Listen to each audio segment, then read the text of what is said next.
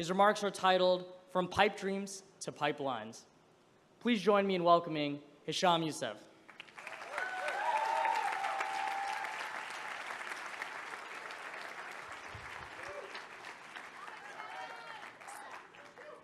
I've been fortunate to spend the last 5 years studying medicine here at Harvard.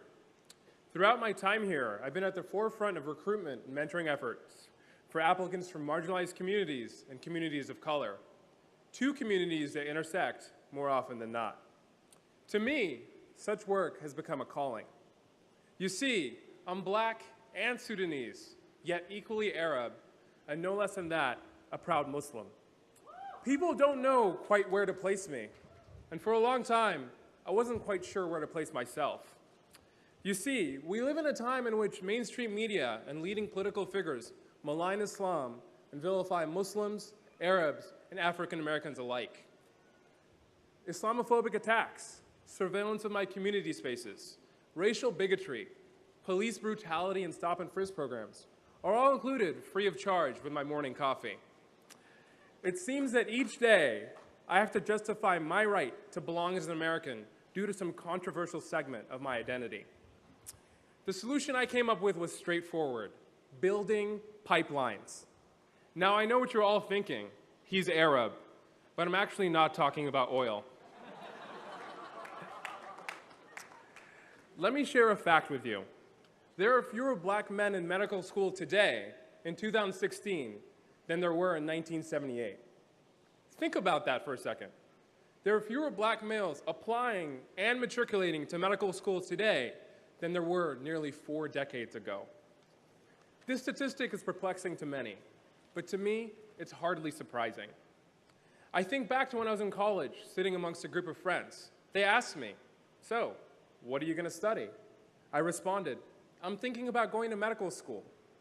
They laughed hysterically for what felt like an eternity. "You? A doctor?" Those were the same words that my hospitalized diabetic patient uttered to me as she handed me her partially finished food tray. "You? A doctor?" I can't recount the number of times I've been assumed not to be a doctor because of the color of my skin, or even mistaken for a room intruder. The painful reality is that people don't expect Black males, or frankly, individuals from marginalized communities, to be in positions of influence or prestige. These anecdotes and behaviors transmit a hidden yet destructive message. No matter how qualified, educated, or dedicated, I, or others who come from similar life circumstances, cannot be taken seriously and could not possibly belong as productive, contributing members of society. That's where the pipeline comes in. Every year in mid-April, Harvard Medical School invites accepted students for a second look. And every year, I, along with other dedicated students and faculty, spend those days hosting, chatting with, answering questions from minority students from Black and Latino backgrounds, LGBTQI, Muslim, you name it. One of the reasons that people choose not to attend Harvard year after year is that they don't believe that Harvard has an institutional commitment to the career advancement of individuals from minority communities.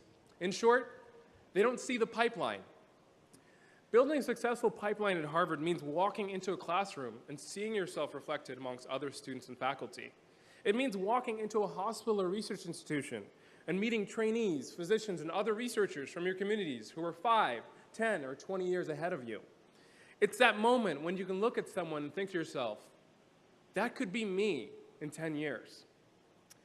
Getting there is by no means easy. It means engaging with communities in a way that extends beyond a day-long diversity training or a cultural competence module completed online. It means building long-term relationships and understanding the needs of individuals from underrepresented and marginalized communities. During my 5 years, I've seen wonderful examples of community engagement and intersectionality in working towards more inclusive, diverse, and stronger Harvard. I've worked alongside many of you as we've organized conferences, drafted petitions, protested broken policies, all with one goal: advocating on behalf of our communities. Today, we graduate at a unique moment. We're positioned at a time when social consciousness is growing and movements continue to shift the national discourse. As socially conscious individuals, we must realize that manifestations of systemic discrimination and inequity exist at the highest echelons of our institutions of higher learning, even here at Harvard. Moving forward in our careers, we must remain committed to openly confronting and challenging these issues. Today, we walk as Harvard graduates. That connects us, binds us. So continue to learn from each other, lean on each other, and remain steadfast and relentless in your pursuit of justice. I'm not asking you to pay it back. Well, I mean, if you have loans like me, the interest rates are staggering. You may want to pay it back. No, but seriously. As graduates today, we're inheritors of tremendous opportunity and privilege. Pay it forward. The acclaimed poet Khalil Gibran, who spent much of his youth in Boston, once said that a single leaf turns not yellow, but with the silent knowledge of the whole tree. We're all responsible in some way, and my message to you is not to shirk that duty.